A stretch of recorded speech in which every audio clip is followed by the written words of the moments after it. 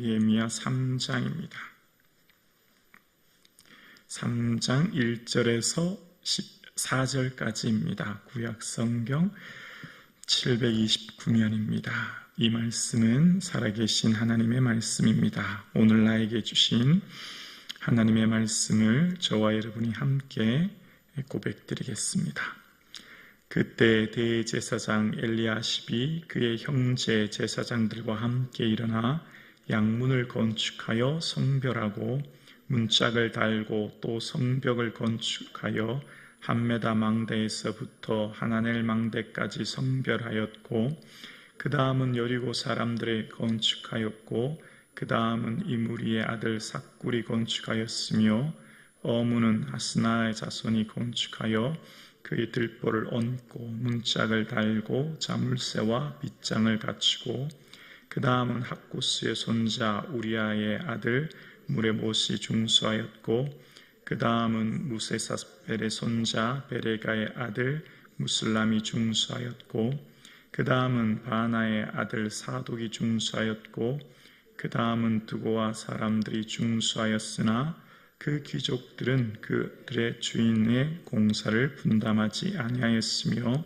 옌문은 바세아의 아들 요야다와 부소디아의 아들 무슬람이 중수하여 그 들보를 얹고 문짝을 달고 자물쇠와 빗장을 갖추었고 그 다음은 기브온 사람 물야다와 메로노 사람 야돈이 강서쪽 총독의 관할에 속한 기브온 사람들 및 미스바 사람들과 더불어 중수하였고 그 다음은 금장색 할라의 아들 우시엘 등이 중수하였고 그 다음은 향품 장사 하냐냐 등이 중수하되 그들이 예루살렘 넓은 성벽까지 하였고 그 다음은 예루살렘 지방의 절반을 다스리는 후르의 아들 르바야가 중수하였고 그 다음은 하루맘의 아들 여야다가 자기 집과 마주대한 곳을 중수하였고 그 다음은 하삼리아의 아들 핫두스가 중수하였고 하렘의 아들 말기야와 바암모아스의 아들 합숫이 한 부분과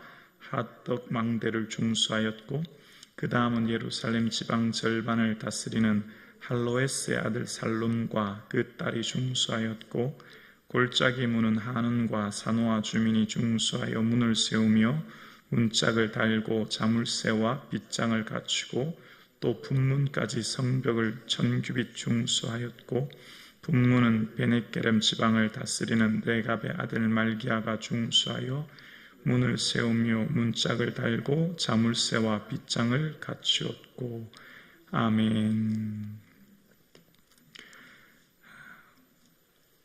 예수님의 마음을 품는 저와 여러분의 삶 되기를 주님의 이름으로 축복합니다. 아멘.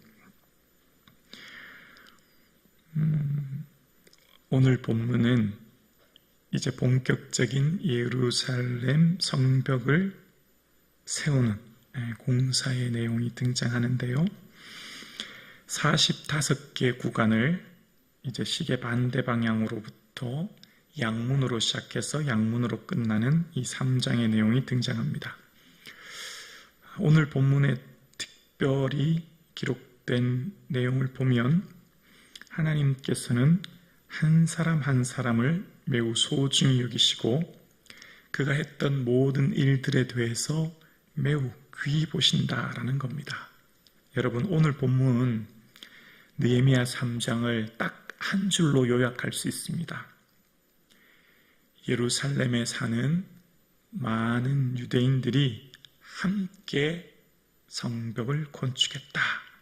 딱 한마디면 끝나잖아요. 예루살렘 성벽을 위해 온 주민들이 한마음 한뜻이 되어 열심히 성벽을 건축했다. 이러면 끝나는 거 아닙니까? 그런데 이제 1절부터 75명이 넘는 수많은 사람들의 이름을 일일이 기록해요. 여러분, 하나님은 우리를 집단으로 부르지 않으세요. 결코 집단으로 보지 않으세요. 우리를 한 사람 한 사람 부르세요. 모세야, 사울아, 하나님은 나를 개개인 한 사람 한 사람을 소중히 여기시는 거예요. 하나님은 단 한 번도 우리를 집단으로 보지 않으세요. 온 민족, 온 열방, 온 백성들 다 구원받아라. 그러면 하루아침에 다 구원받을 텐데 그렇게 하지 않으세요. 한 사람 한 사람을 만나시는 거예요. 한 사람 한 사람의 이름을 부르시고 만나시고 인격적으로 대우하시는 분이 하나님이세요.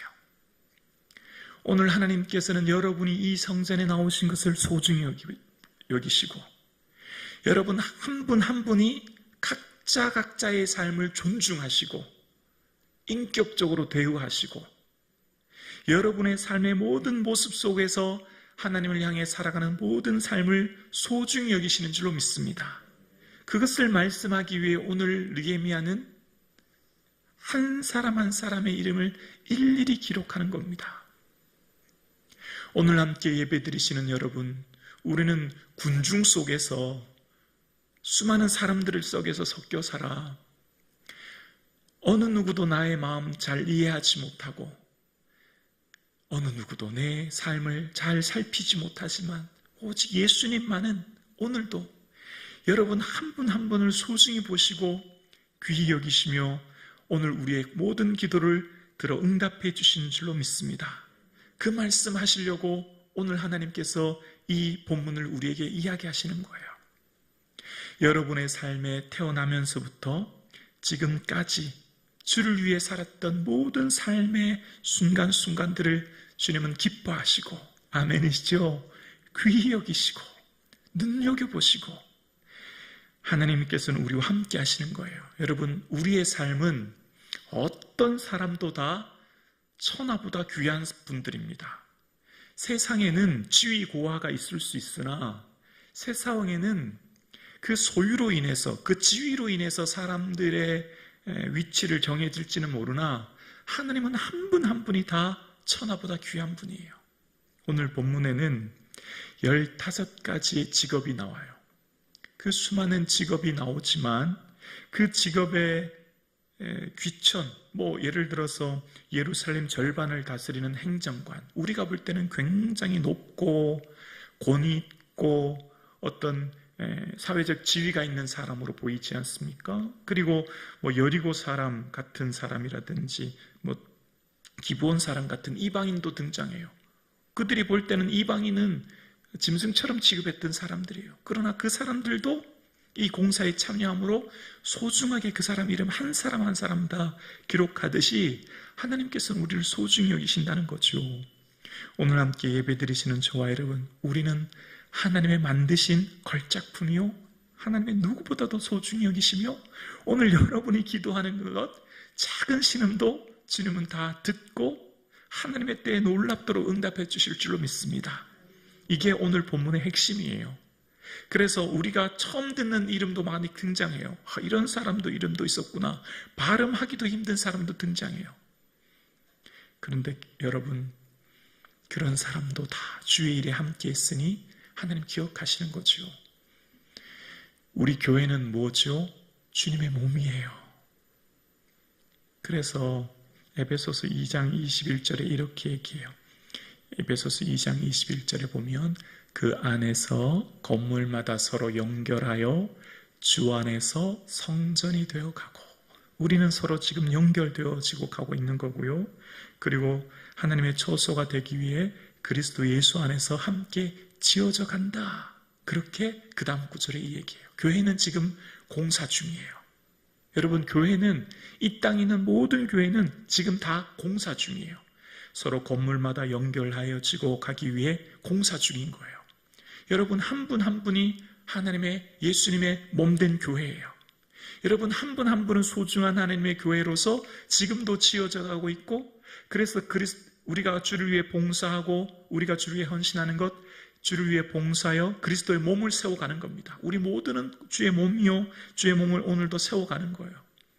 제가 아파 보니까 아플 때는요, 아내 생각도 안 나요. 자식 생각도 안 나요.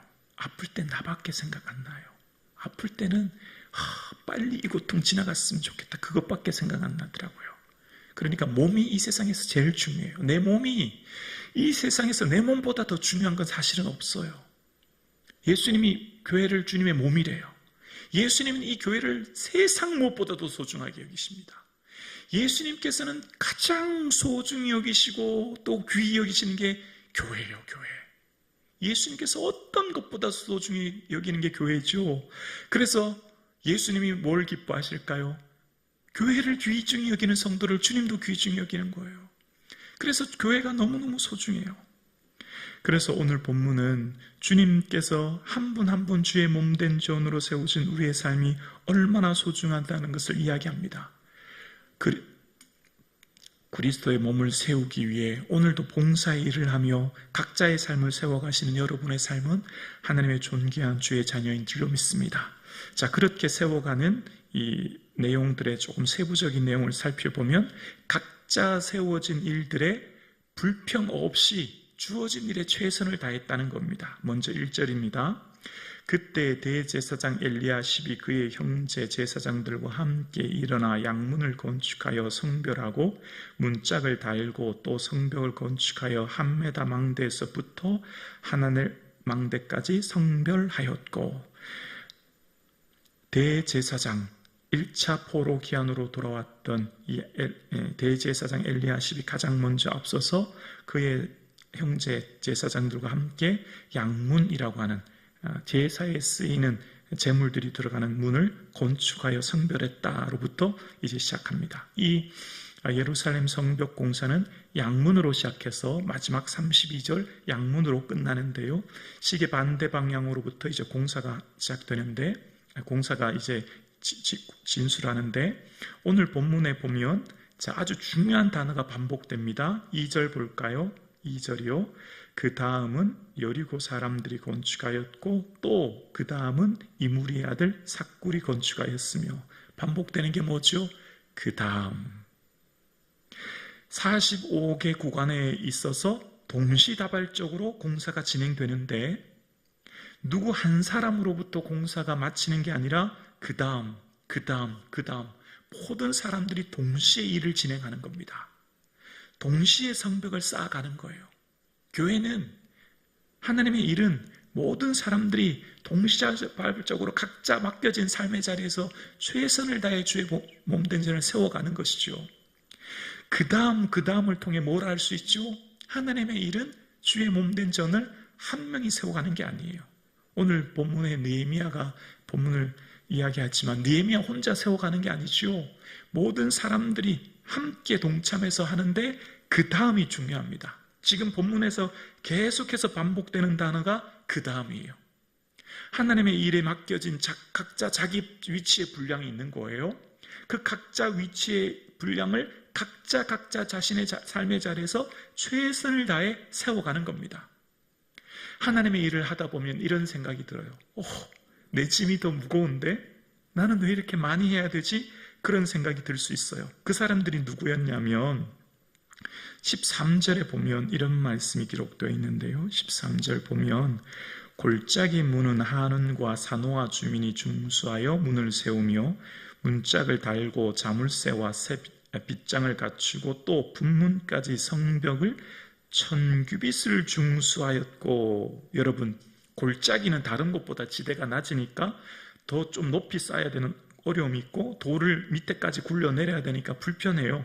그 불편하면 공사 구간이 좀 줄여주면 좋은데 어떠냐면 성벽이 몇 규빗 나오죠? 1000규빗이래요. 450m인데요. 굉장히 이것도 또 길어요. 우리는 왜 이렇게 더 골짜기에 그것도 더 많이 하지? 이런 생각 들지 않았겠어요? 왜 우리에게는 이렇게 힘든 일을 시켜요? 왜냐하면 10절 볼까요? 10절에 보면 그 다음은 하루맙의 아들 여다야가 자기 집과 마주 대한 곳을 중수하였고, 그 다음은 하삼리아의 아들 핫두스가 중수하였고, 하루맙의 아들 여다야가 중수한 곳은요, 자기 집 가까이를 공사했대요. 여러분, 내 집 가까이가 제일 편하지 않을까요? 도시락 싸갈 필요도 없어요. 그냥 옆에 갔다가 집에 와서 쉬면 돼요. 누구는 자기 집 가까이 공사하고, 누구는 저 멀리 골짜기인데 그것도 작은 분량이 아니라 1000규빗이나 되는 엄청난 길을 해야 돼. 느헤미야 너무한 거 아닙니까? 왜 우리는 이렇게 많이 시키고 저 사람 집 가까이. 주의 일이 불평이 있을 수 있지만 여기는 불평이 한마디도 나오지 않아요. 주의 일을 하다 보면요, 내가 하는 봉사가 제일 무거운 것 같고, 왜 나는 이렇게 힘든 봉사를 하게 하고 왜 나는 이렇게 어렵지? 라는 생각이 들 수도 있다는 거예요. 근데 그런 내용이 나오지 않아요. 그리고 여러분, 모두가 다 이 일에 봉사를 하는데 직업의 빈부귀천이 없고 모든 직업이 다 귀하고, 특히 이 직업에 등장하는 사람들 중에 8절에 보면 이런 사람이 등장합니다. 8절 보면 그 다음은 금장색 할헤야의 아들 우시엘이 중사였고 라는 말 보이세요? 금장색은 뭐죠? 금세공업자입니다. 일반적으로 모든 사람들이 하는 일과 달리 금세공업자는 손으로 하는 일이고 아주 세밀한 일을 해야 되는 게 손이에요. 그런데 지금은 몇 톤짜리 어마어마한 돌들을 옮기는 공사를 하고 있죠. 그러면 제일 다치기 쉬운 게 손이에요.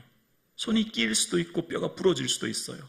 혹은 팔목이나 뼈가 부러지면 이 공사가 끝난 뒤에 자기 직업으로 돌아갔을 때 일을 못할 수도 있는 겁니다. 그러면 금세공업자는 나는 이 손으로 먹고 사는 일이니 나는 못하겠습니다. 나는 빠져야 되겠어. 그렇게 합니까? 아니죠. 그 사람도 동참하는 겁니다. 그 사람도 함께 하는 겁니다. 그러니까 지금 여기 동참했던 사람들은 모두가 각자 맡겨진 직분과 또 각자 맡겨진 일들 속에서 어느 누구도 불평하지 않고 함께 했기에 이 공사가 140년 동안 멈춰 있었던 공사가 불과 50일 만에 이루어질 수 있었던 겁니다. 하나님의 일은 이런 거예요. 하나님의 일은 각자 맡겨진 자기의 삶의 자리에서 도저히 불가능하고 할 수 없을 것 같고 안 될 것 같은 위치에 있는 사람들이 그럼에도 불구하고 내가 말씀 앞에 나아가 순종하여 하나님의 역사를 이루는 것입니다. 자, 그러면 오늘 본문을 반대로 이야기할 수 있는 거예요. 여러분, 하나님의 일은 기회가 있습니다. 다시요, 하나님의 일은 천년만년 우리에게 주어지는 게 아니에요. 성벽 공사가 며칠 있었지요? 52일. 한 달 반. 한 달 반의 기회를 주어진 이 기회를 붙잡지 않으면 다시는 이 기회가 없는 거지요. 한 달 반 52일 동안 여기에 동참했던 사람들이 여기에 기록되어 있는 거지요. 우리에게 적용해 볼까요? 하나님의 일 언제든지 할 수 있는 게 아니에요. 건강이 주어질 때, 내게 지금 삶의 자리가 할 수 있을 때 하지 않으면 다시는 기회가 오지 않는 겁니다. 얼마나 소중한 기회인지 몰라요. 여기 기록된 사람들이 주어진 삶의 자리에서 각자 불가능할 것 같고 어려웠지만 그 일에 그럼에도 불구하고 함께 했기에 여기 75명이 넘는 수많은 사람들이 이름이 기록된 거죠. 다 바쁘고 힘들고 어렵습니다. 주의 일은 100% 완벽한 조건, 주어진 상황 안에 할 수 있는 건 없어요. 다 힘들고 바쁘지만 그럼에도 불구하고 하는 그 사람을 통해 하나님의 교회가 세워져 가는 것이죠. 그런데 어떻습니까? 50일 그 기간 동안 동참했던 사람들이 그때는 힘들었던 것 같은데, 그때는 너무 힘들고 어려웠는데 지금 이처럼 기록되어 우리에게 말하고 있습니다. 우리의 삶은요, 썩어져 없어져 버린 인생이 아니라 하나님의 영원한 기억 속에 우리의 모든 삶이 기록되는 거예요. 우리는 곧 그날 주님 앞에 설 것입니다. 그날에 자랑할 것이 풍성한 저와 여러분 되기를 주의 이름으로 축원합니다.